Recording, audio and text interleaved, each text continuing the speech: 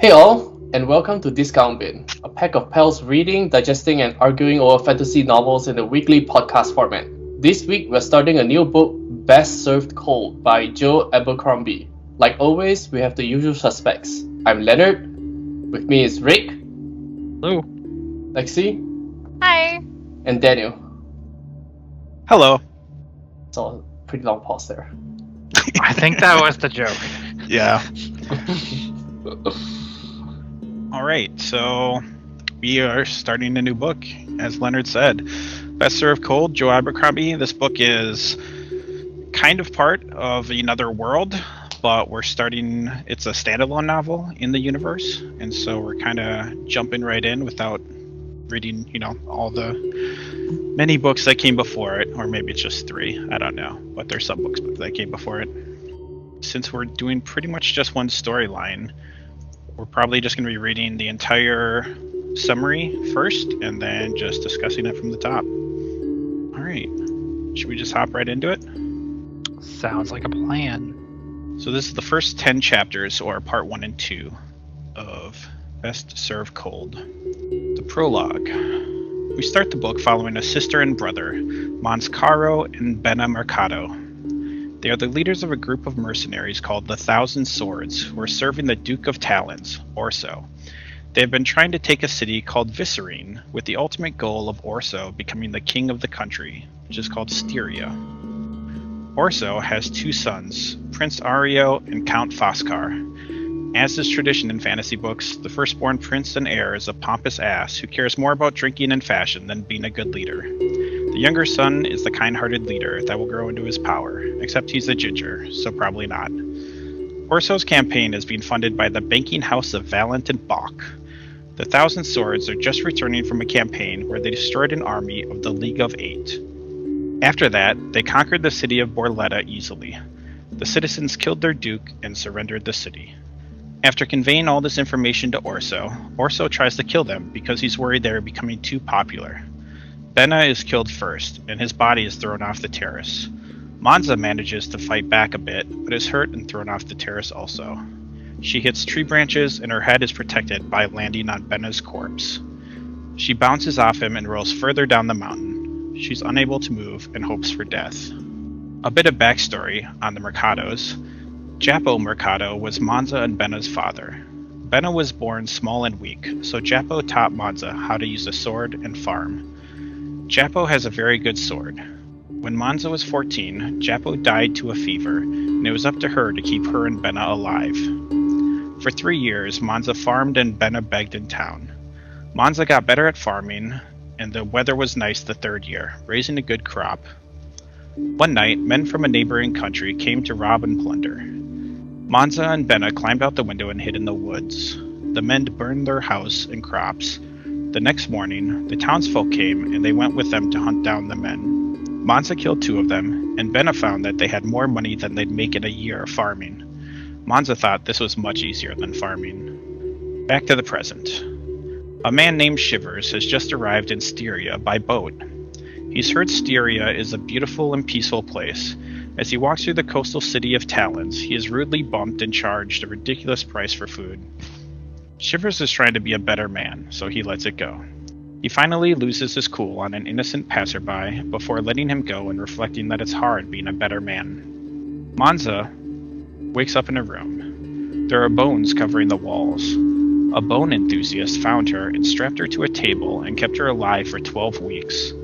She remembers Bena's death, and the bone enthusiast gives her a pipe with drugs to negate the pain. When she wakes, the man tells her it's a miracle she woke up. He shows her her body, which is emaciated and covered in large scars. She takes the pipe again. The man starts to nurse her back to health, starting with feeding her solid food. He tells her that he had to replace parts of her skull with coins. Her recovery is painful, and she's pretending to be less recovered than she really is. One night, when the bone collector is out, she grabs a knife and leaves. She walks into the woods with only one plan. She will kill everyone who was in the room when she was betrayed. Monza makes her way to the place where she grew up. It's a ruin now, the house collapsed and rotted. She digs out a cellar in the woods. Her and Bena stored weapons, gold, and clothes there. Monza prepares for her revenge. Meanwhile, Shivers has been in Styria for 10 weeks. It's cold and wet and the people are rude. He's on the verge of becoming a beggar. He asks a fishing captain for work and is ridiculed. He walks away when 4 men approach him to rob him. Shivers is a grizzled veteran of many wars. He attacks them and takes 2 of them out in the fight. The other 2 pull knives when Monza comes up behind them and cuts one of them in the back of the knee. She lets them leave and offers Shivers the job. She gives him food and a place to bathe and asks him to lure a man named Sajam to her. He will pay him to lure him there. She will pay him even more if he helps her kill a man. Shivers goes to a drug den and gets Shajam to come with him. Monza meets them and tells Shajam that he owes her. Shajam isn't happy about it, but he tells one of his men, a man named Friendly, to go with her. Shivers decides to stick with her also. Friendly and Shivers wait in an alley. Friendly is throwing dice and likes numbers. They lie in wait for Gaba, Orzo's bodyguard. Gaba enters the alley with 2 men and a woman. Friendly and Shivers kill the 2 men and knock out Gaba. The woman runs away. They bring Gaba back to Monza, where she kills him painfully with a hammer. She doesn't feel satisfied. Shivers says he's done, but decides to stay after Monza offers him a lot of money. A man named Morvir is a master of poisons. His apprentice is a woman named Day. They are just finishing extracting a perfect poison with no taste, smell, color, or trace. Day puts that away as Monza and Shivers approach. Morvir paralyzes them both with a handshake, but Monza convinces him to help her kill Orso and the others on her list. With Morvir and Day, the group heads to the city of Westport. While on the road, Morvir and Day show their disdain for Shivers, thinking all Northmen are dumb brutes. Shivers talks about magic that he's seen, and they laugh at him. Shivers calls Morvir short before trying to start up a conversation with Friendly, who is only interested in numbers. They arrive in Westport and lie their way past the gate. Shivers and Monza discuss the city, and Shivers compares it to Adua, the capital city of the Union.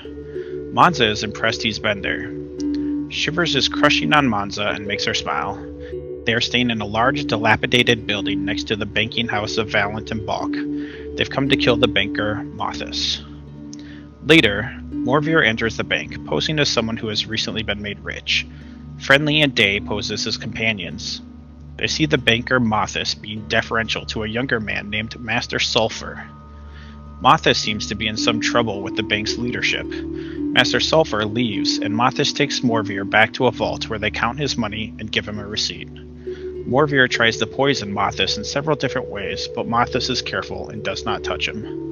Morvir leaves without killing him. Monza takes Shivers to a barber to make him look presentable. Shivers regrets losing his long hair. While there, they discuss the merits of being a good person. Monza believes being good doesn't matter, because we all die and leave our loved ones with pain anyway. Shivers is more optimistic, but doesn't come up with any great arguments.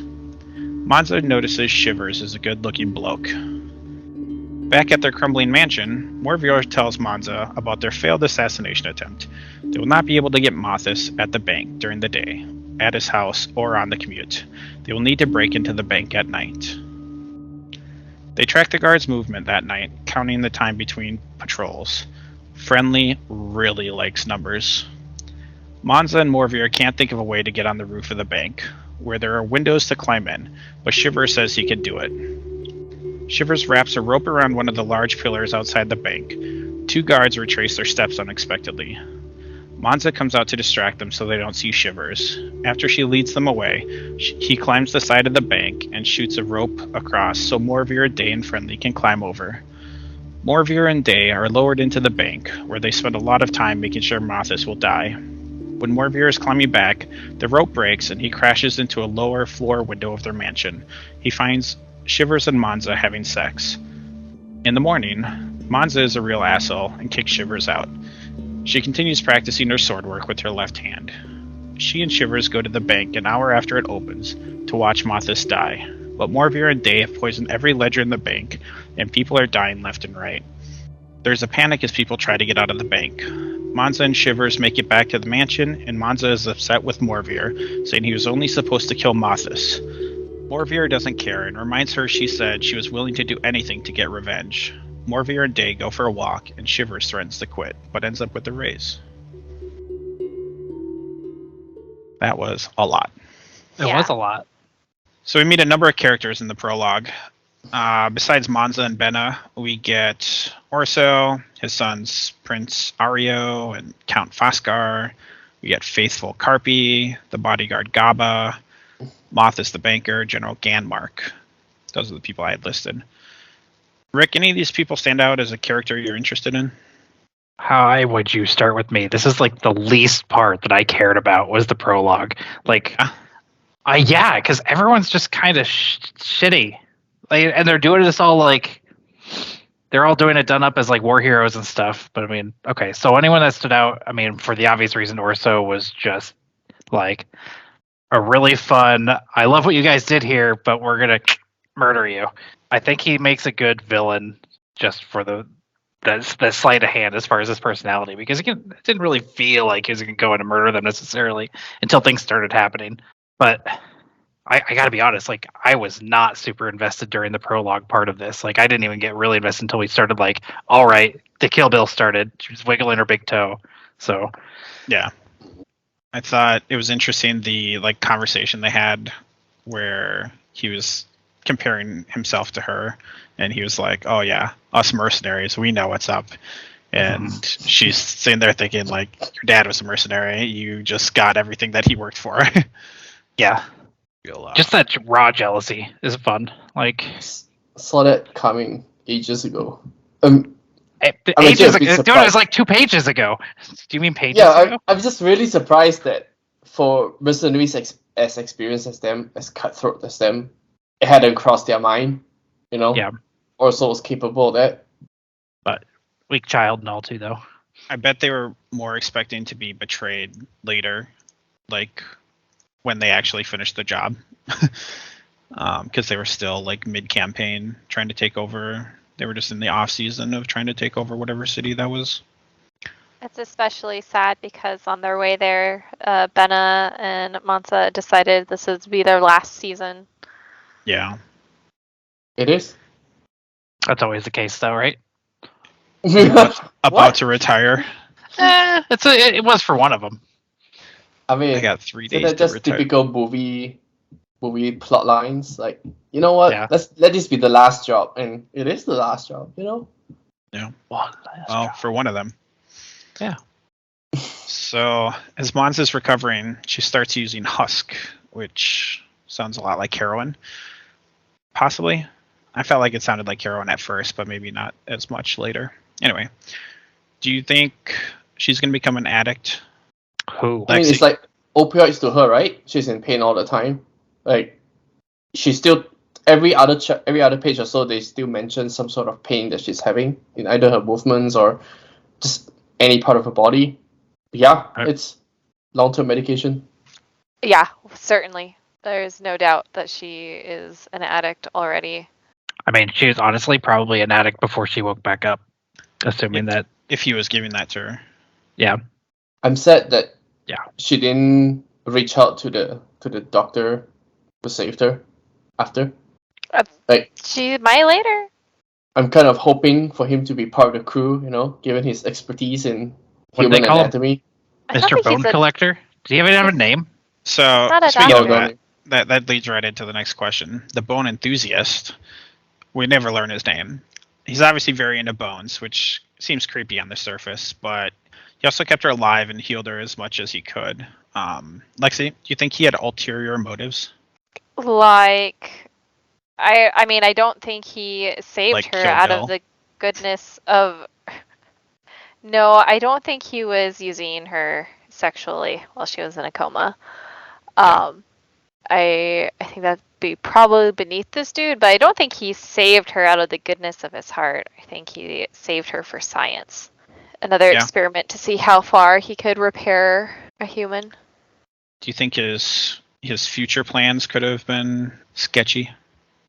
I don't think he would let her go so easily. I think her escaping was the correct choice.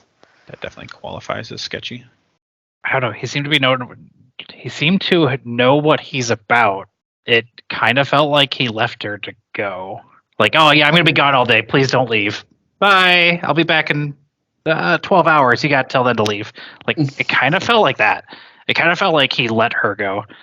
I felt like he was trying to keep her around to prove something. Like, he briefly mentioned how he disagreed with some of his colleagues on some of his methods. Maybe she was going to be his proof that, you could fix humans like the way he did. Just from the sounds of him, it didn't sound like he really talked to colleagues, right? He kind of got a hermit vibe out of the guy. I think the sentence was, if only the fools at the university or whatever could see this. Yeah. It sounded like he had like a difference of opinion with, whoever he worked or studied with. Or like he was doing some sketchy experiments and got kicked out. Yeah, like putting gold in people's heads. Yeah. I mean, he had pretty good reason for it, Yeah, he had a good excuse right off the bat. I put for sure. Puts it in there because it doesn't rot and Doesn't rot, doesn't rust. Yeah, and if it didn't work, he's got his money back. I like that comment.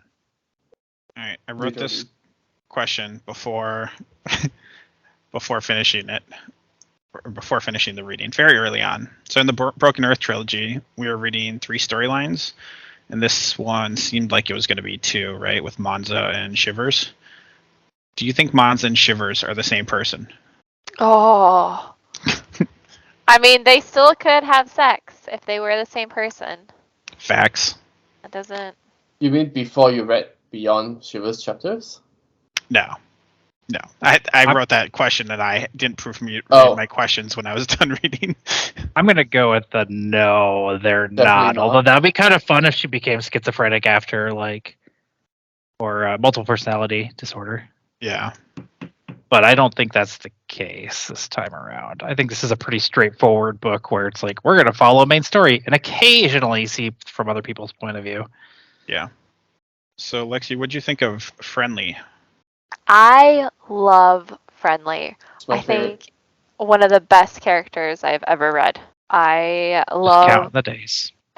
I love the dice. I love the numbers. I love how he gets hard per day when she's counting. Yeah. I think that is this Is it hard for her or Or hard is for the numbers? Yeah. For the numbers, right? Right? I kind of feel like this is a really interestingly written, autistic man. Oh. Yeah, possibly. Yeah. It's just how this guy's prison life has completely formed him. And it's just, I'm excited to see what else Friendly brings to the table later. Lamb stew. What'd you say? That's why he cooked. Oh. Lamb stew. Apparently he can cook, but... Thank you for the literal thing. He does bring murder to the table pretty well. He seems to be pretty buff. He's my favorite character, too. I think, same. I mean... That's his more... He doesn't say much, but, he's friendly. Yeah. Damn, guys. I had favorite character as one of my ending questions. Already solved. I think we have more than one favorite character. I mean, I like Day a lot, too. Man. I already have a prediction that, the moment one of the new characters were introduced, but... Air horn! We'll get to that Prediction time! Is that your whiteboard? What is your prediction, Leonard? I think Morvia turns on them later. He screams that stereotype. The whole, I'm too smart, I'm too good for you guys. You know what? I might take Orso's deal, or I go to him with your plans or whatever. I get the feeling Morvia will turn against the group. I kind of wonder if it's going to be Day, and Day kills him and fucking bolts. That's definitely my prediction. I could see it more from Day than Morvier. Yeah, Morvier seems to be in on it to stroke his own ego and just to see that it can be done. Yeah. Day seems like she's probably sick of Morvier's shit. Morvier is also he seems to really take the whole no half measures thing very seriously, and that whole interaction with Bonza, how she says, no more unnecessary killing. I feel like he will start doubting her plans or her goals because she is not fully committed to her own cause, and then she will be the one betraying. Morvia will be the one betraying her, and they will probably make a deal with Monza or something. Before Morvia gets his plans executed or something, they will go to Monza and say, "Yo, I can do a better job. Give me the money, and I will take care of him." And I think that's what might happen. All I could want to definitely see, that. I just want to see Day kill him and just say something like "no half measures" or one of his stupid fucking quotes he says every 5 minutes, like Yeah. on that. And why is that? And then Day's like blah blah blah, no half measures, whatever. Always be careful, blah blah blah. And then like she's gonna be like, "Well, you should have been careful for me." And then she murders him, and then she runs off to go tell Orso or something dumb. I think she's outie. I definitely have her pegged as someone who's going to betray at least Morvier, if not all of them. I think she's gonna run away with Friendly, and they are gonna have a little family and a cheese farm. Aw. What happens when you have a professional poisoner and a professional killer have a kid? I think he'd be happier as an accountant, right? Like just counting coins, or a banker maybe. He just takes over the job as the banker, dude. But he's Yeah. gonna be like kind of coming all over the place doing that. Why are the ledger papers always so sticky? Oh no, That's why they sit at a desk. they're poisoned again. No. So they kill Gaba, right? Friendly and Shivers kidnap him, and then Monza kills him with a hammer. He's the bodyguard guy. Not just a hammer. This fucker. Not This just a this hammer. this was a blacksmith hammer and an anvil. This Oh, was yeah. like she smithed him to death in a really fun, grotesque way. Yeah. I'm sad Gaba didn't start begging though. Like he sounds like a pretty big asshole. I think she just injured him too much too fast. Yeah. I was like, this is not how you go about getting information. I thought they were going to try to get some information because, Orso's personal bodyguard seems like a good place to start getting some inside info. But Yeah. They got 6 more folks after this. yeah, and maybe they just don't need any more info. Maybe she already has it all. This scene was very gruesome. I feel like this scene, I feel like the deaths are what this whole book is about. Like, so much time and effort's been like writing into how they die, and then and then we can get some interactions, things like that. But it's all built around just these scenes that this author had in mind. When I was listening to the scene, I was flinching and like literally like cringing, imagining it. Yeah, Joe That's good. Abercrombie is a pretty brutal writer in terms of both violence and twisting things. The bad guys win a lot, I guess. Spoilers. Well, good thing. There's no good guys in this book, so Monza's a good guy. who? What? No, you mean Monza. after she? Really? Why do you say that? It's just you got to think of her circumstances. Her circumstances of murdering and pillaging for decades before, like a decade before this. Yeah, I mean, it's easier than farming apparently. This is an Aesoon moment all over again. That's what I thought immediately after. By the way, during the prologue, it's like, oh man, this is another Aesoon.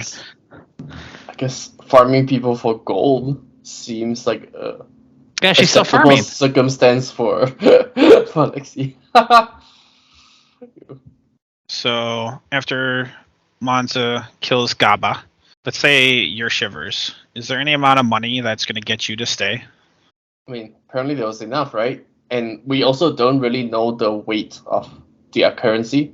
Like, she said 5,000 is enough for you to, build your own kingdom. Sounds like a damn lot of money. Yeah. I guess it really depends on the weight, right? Like, when they say everyone has a price, there is an amount high enough for people to start considering, And in his case, yeah, I don't see why not.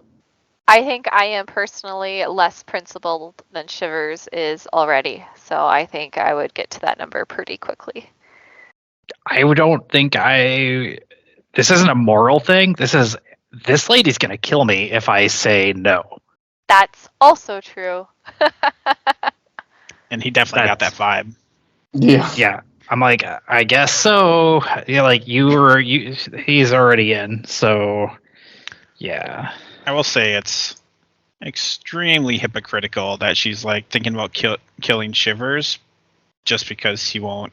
Like, that's exactly what Orso did, right? Ask somebody for help, say you're going to pay them, and then kill them. Yeah, but I mean, Orso's reasonings were a little Sure, more the reasoning's shallow, different, but it's... Yeah, for sure. But I'm going to go back to, I don't think there's any good characters in this book. Everyone's from a bad the guy in this victim book. point of view, it's the exact same thing. Like, you For offered sure. to do a job, you did your job well, and then they kill you. I don't know. I I think think that's Forkar's a nice guy. Forkar? Foskar, the count, the Foskar? son, Yeah. the younger Yeah. son. Seems like a nice guy. He did seem they- like a nice guy, as he ran out and didn't help 2 people being murdered. And then on top of that, like, are they really I mean, we'll see what happens when they're actually a character. Yeah. I think it's going to If be they're- collateral damage, but So do you think Monza was going to stab Shivers if he didn't agree to stay at the end? This time, the second time? Like, she was definitely going to do it the first time. But now they slept together, they've been together longer. they I don't think mentioned as that she did. Hmm? She specifically, I think the book specifically said she wasn't going to, right? Because they mentioned tidbits like she didn't pull her weapon out, like she genuinely thought he wasn't going to, betray her. I thought the book mentioned specifically that she wasn't going to get him if he didn't agree to the job. I definitely missed that if it said that. They did say that she did never pull it out, but even if they didn't, like, we're at a point now where she's like trying to draw her moral line, or where she found her moral compass. Yeah. And I don't think he was included in that anymore. Yeah, she said something like, "I just don't want to lose people anymore." Like there were several things that were mentioned during that engagement that implied that she wasn't going to. And plus, she's trying real hard to not have the feels, being like, "Here's $5 for your service, buddy." Yeah. So we see Shivers over and over trying to be a better man, and yet he keeps agreeing to stay for money, knowing he's going to be killing people. Lexi, do you think he's a bad person? I don't. She's gonna say circumstances. Well, so Shivers is like a renowned warrior, right? From Yep. his tribe. Like, he's super skilled in this, and I am going to be hypocritical and say that I think in this instance, like, Shivers helping Monza get her revenge does not make him a bad person, even for money. And is that because you think what Monza is doing isn't wrong? If Monza was doing something you super disagreed with, like, was like, I'm going to start taking out orphanages, would you still have that take, or is it because you agree with what Monza's doing? If Shivers and Monza were like raising orphanages down to the ground, I would probably have a different take. Yeah. I do think murdering is objectively wrong, and I do think most humans have redeeming qualities, but, like, they killed her brother. Like, I don't know. I'm a sucker for a good sister-brother story, especially when they're... Me too. Yeah. I would 100% be doing what Monza's doing, but I wouldn't call it, like, the right thing or good, even, It's a justified thing. He only was looking for the slimmest of excuses to continue for that money. She's like, didn't even get the word brother out before he's like, I'm on board. Like, seriously, like, that's what it felt like. He was just looking for the excuse. It's like, okay, this isn't 100% evil. But the thing is, it's like, what if this was like, this is gonna be like a huge leap, but it was like Hitler's general and then their sibling there. Like, that's because this is essentially what it is, right? This is like an evil person's general and their sibling got murdered, done in by their own evil boss. And now it's a feel-good story because, like, I'm coming back to defeat the evil guy that I was being evil for a decade. Like, that's for sure. not It's really. all about perspective. Yeah, The power of the POV. yeah. 100% it's PV, because it's like, otherwise it's like, this is just a shitty person who's getting revenge for their shitty brother dying to another shitty guy, and this person didn't even bother asking, what did you do in the past? That Like, being imagine. said, I'm going to go ahead and be a hypocrite and root hard for Monza and Shivers. I Yeah. mean, we have to. Who else are we gonna, like? I mean, the last book, we weren't rooting for anyone pretty much by the end. Sure. I'm rooting for a Day to murder. What's his butt? I forgot his name. Ovir. Ovir. Yeah. I don't like Day. Really? She's way too much like Too bubbly. laughing along with Morveer, calling the guy an idiot because he's from a different place. Super fake. That's why, like, she feels more like that plant. She feels more calculated than the other characters. Like, it's almost like everything she does is very, very deliberate.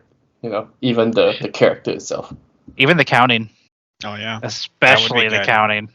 Make Friendly fall in love with you and Personal bodyguard. just count around him. Oh, every, that'd be couple great. Days. Her and Friendly into fucking bolting after they murder her dude, and then they have to deal with that shit later. All he's got, she just got to say the square root of whatever, and he's down, dude. Just bring some dice. Yeah. Friendly So- feels like a. Oh, sorry. No, you go. I was gonna say Friendly feels like it's gonna be one of those like surprise weaknesses in the group. Like he feels like a strong point right now, but I feel like he's gonna be one of those surprise weakness points where it's like the wrong thing happens at the wrong time and he just freezes or he just turns coat. It doesn't like something's gonna happen with him or they're drawing him up too strong right now. That's all. I like that prediction. Leonard, you think Shivers is a hypocrite? I don't. Probably not. I mean, no, not really. I know he says he wants to be good, right? But he hasn't really done a lot of it. So if you want to say that, oh, I want to do good, but doing evil, you can call that hypocritical. But it doesn't feel like he has.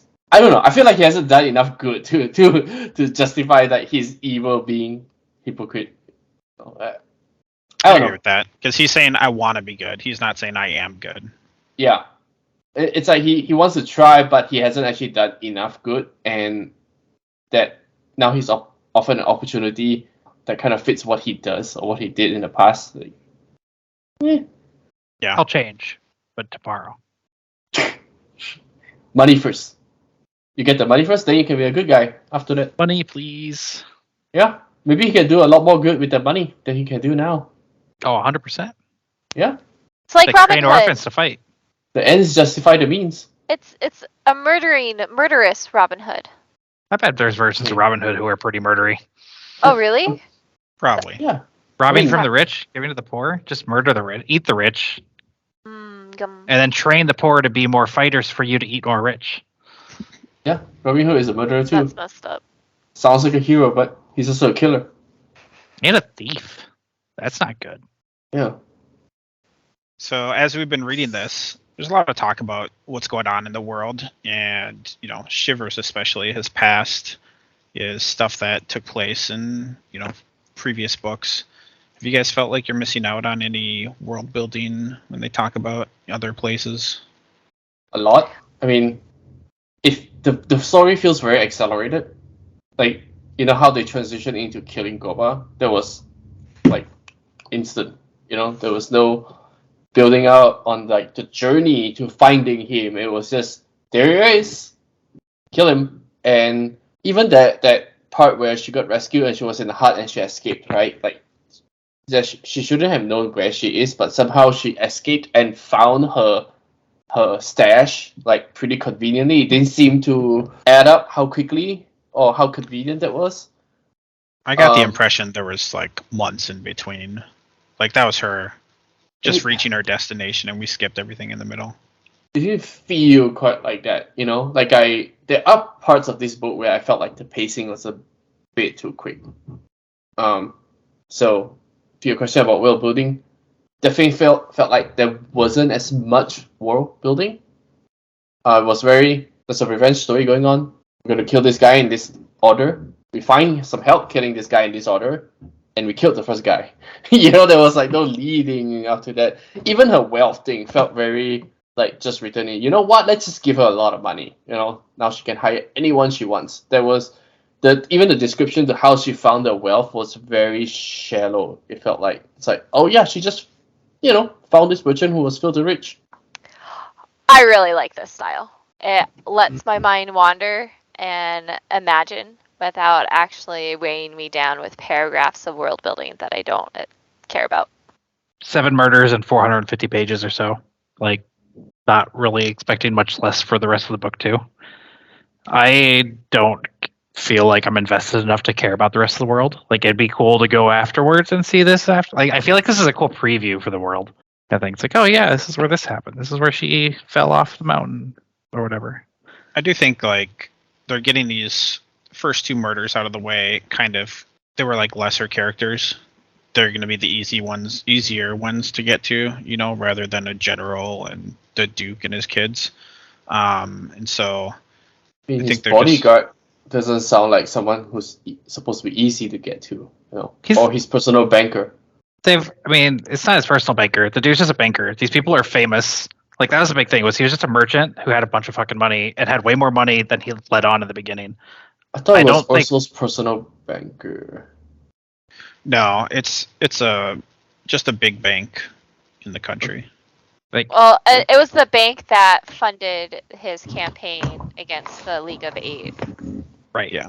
I honestly though, I think that obviously these first two were just basically let's get the gang together in any other show or book.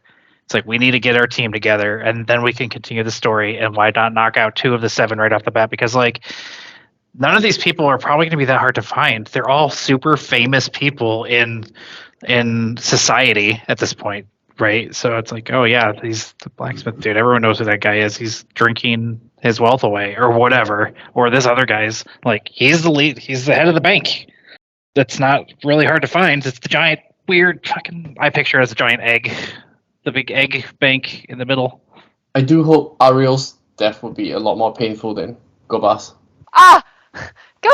That first death. Still, I think about it. It's the purple gloves. Huh? Felt so quick to me. It was like, yeah. I listened to it 3 times, so I like the purple gloves.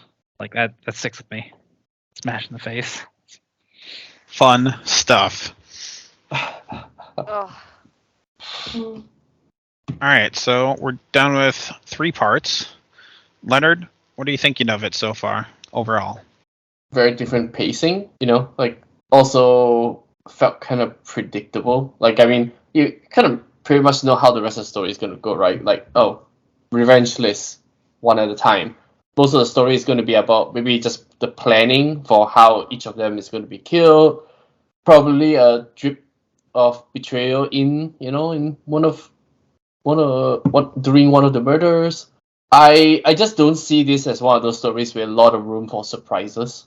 And even if there is a surprise, like my prediction with Morphia, it wouldn't be that big of a surprise. It's not like there's an ongoing mystery. Like in Broken Earth, you had the obelisk that's always like, what the hell are those? What do they do?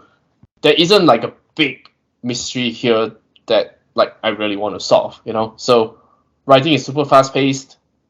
It's what I would consider like it's just a fun, quick TV show where you just want to see a lot of action, But I wouldn't say it's like, oh man, this show is so good, I could rewatch it several times. So I will say, in defense of Unexpected, the only other thing I've read by this author is the First Law trilogy, which is like the prelude to this, and there are definitely plenty of unexpected things that happen in there.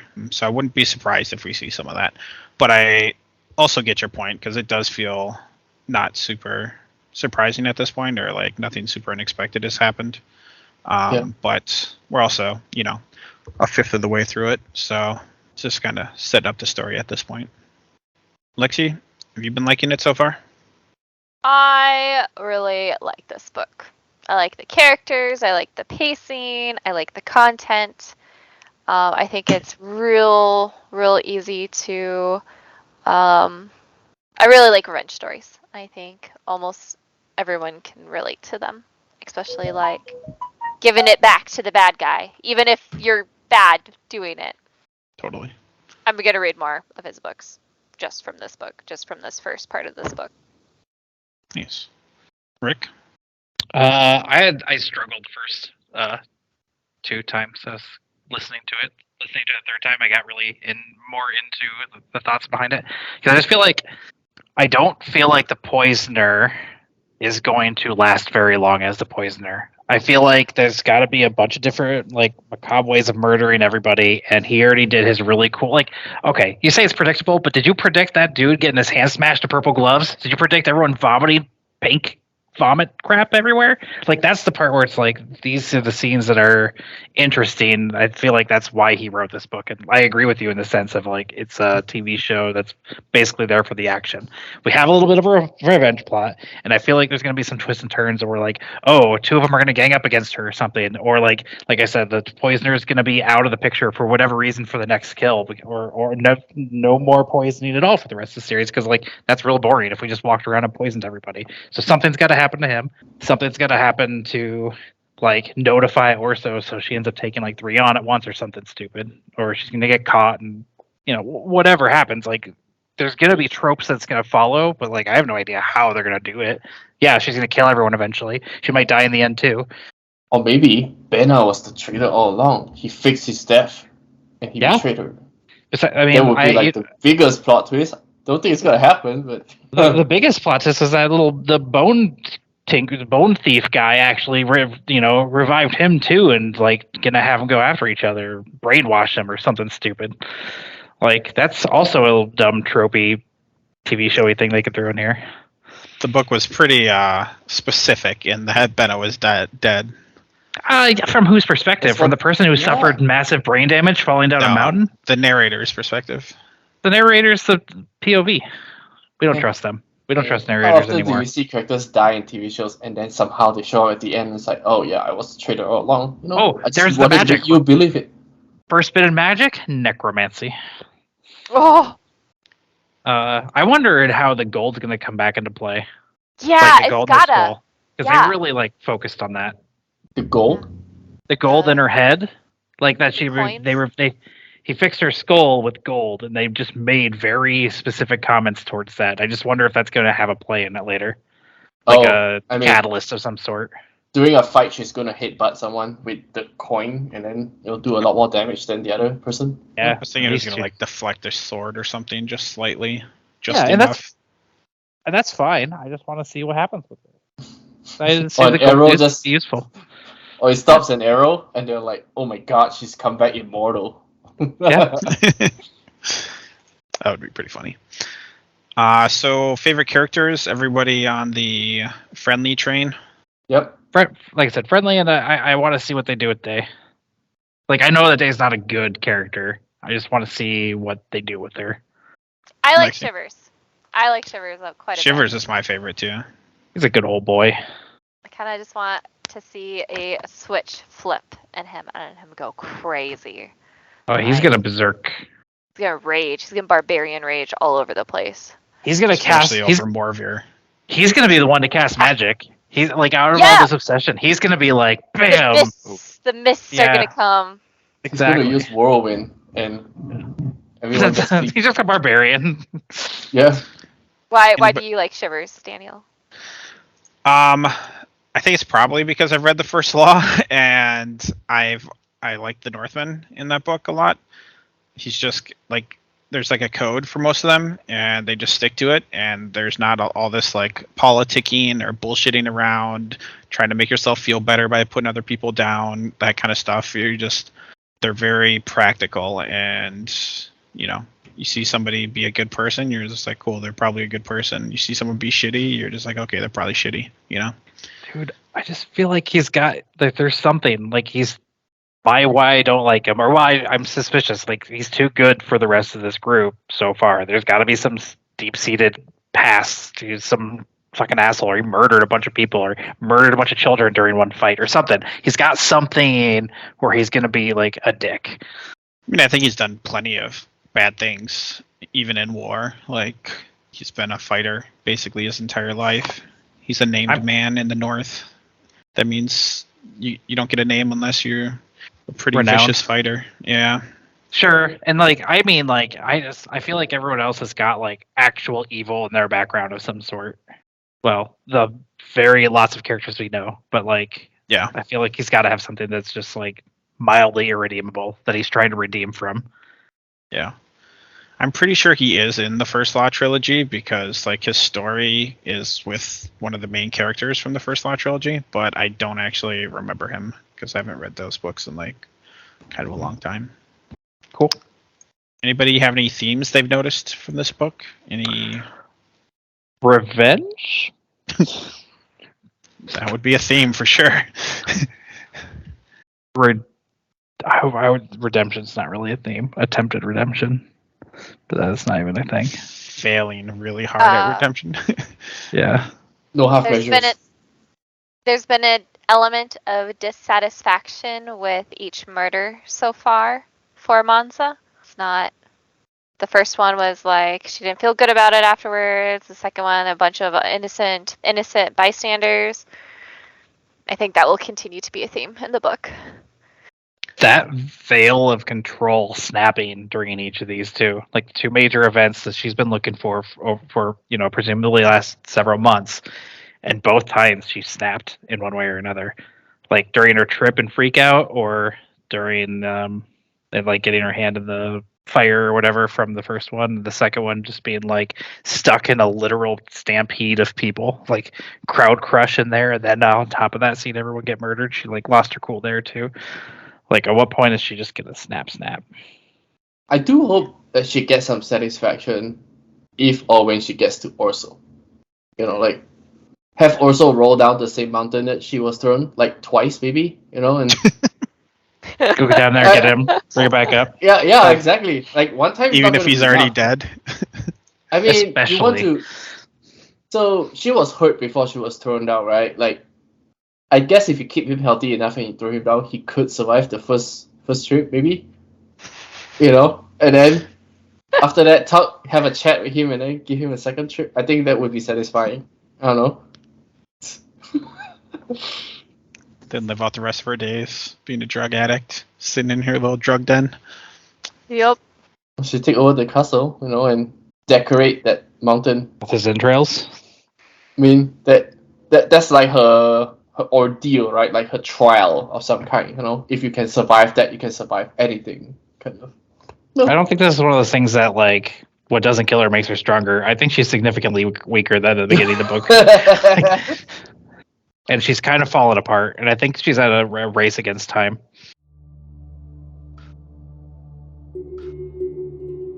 That is it for this episode. A shorter one than usual as we're trying a slightly different approach. Leave us some comments or feedback and tell us how we did. Until next time. Bye. Bye. Long pause.